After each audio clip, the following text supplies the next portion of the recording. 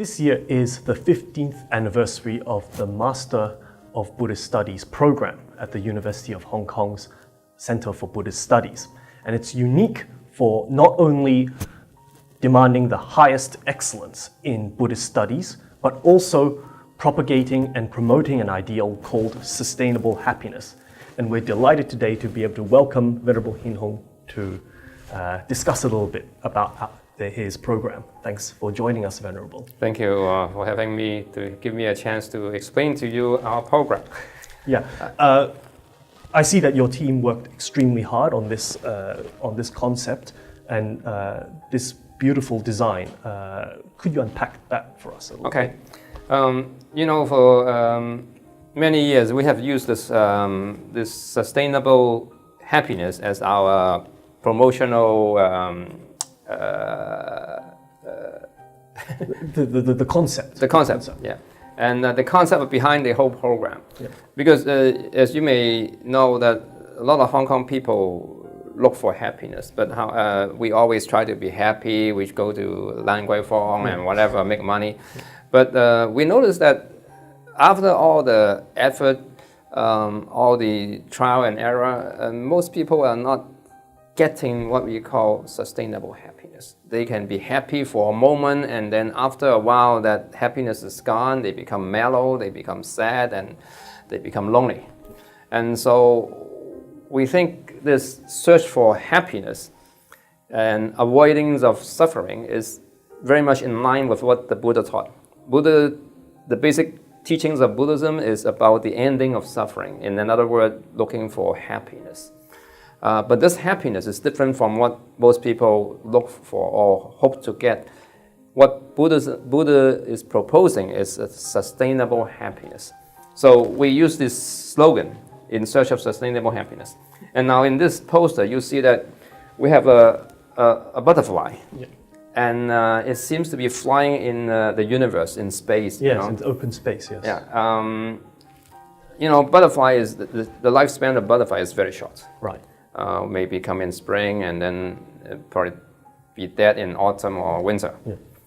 And the butterfly is always going to flowers, going to picking up honeybees and things like that. That is a symbol of our human life. Right. The human life is very fragile, it's very short. So during this period, we are always looking for something. In Buddhism, we said this lifespan is very short, like a butterfly. We are like in the universe. We are going from here to there. The look for happiness, the look for things that we hope will give us happiness is as big as the universe. You will never be able to have a place to rest. Right. And then as you are looking for this happiness, and your lifespan is very short. So it's never really sustainable, be it the thing that you will hope that will bring you happiness, that will be impermanent.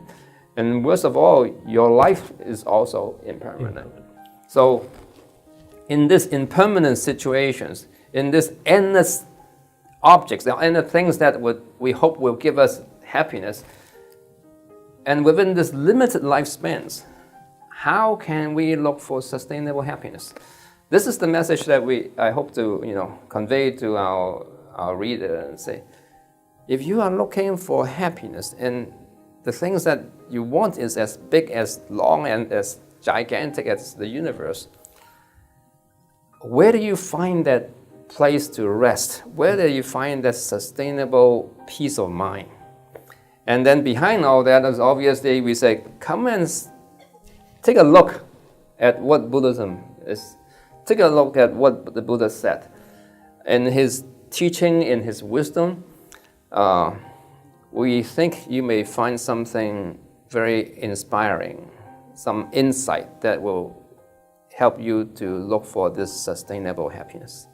So I do want to find something inspiring. I want to come and, as you said, discover for myself what sustainable happiness is at the Master of Buddhist Studies at the center. So what are the requirements for that? The requirement is because we are part of the University of Hong Kong, And so, just like all other master program in the university, you would probably you would need to have a bachelor degree in something. It does not have to be a bachelor in Buddhism. It can be bachelor in science, bachelor in arts, or whatever. Right. And then with that bachelor degree, and you can apply and for the program. Right. And sometimes if people have a very strong understanding of Buddhist teachings and he have a good command of English, there are also channels that people can apply, and some of the people get accepted too. Right. So actually, that was one question I wanted to ask you. Some people might look at the Master of Buddhist Studies, they think, wow, this looks like deep intellectual stuff. Do I have what it takes? Do I have the background knowledge of Buddhism that is required for the program, or is that not a big problem for the center? From our past experience, we have now more than 809, about 1,000 students that went through our program. Right. Within all those students, they are, like you said, very serious Buddhist scholar, Buddhist monk that came through and finished the program and then went on to Harvard and Yale, whatever, going for their PhD. However, we have some very young people just graduated from their bachelor degree and they come over, and then we have some people that are just about to retire. They are in the middle of their life. They come here for the program. Right. Not for the academic knowledge, but like I said, in some inspirations, some life, a knowledge about life, how we can deal with it. So, practical aspect of Buddhism, we very much emphasize on both the academic and the application of Buddhism. We do not want to sacrifice the true teaching of Buddhism.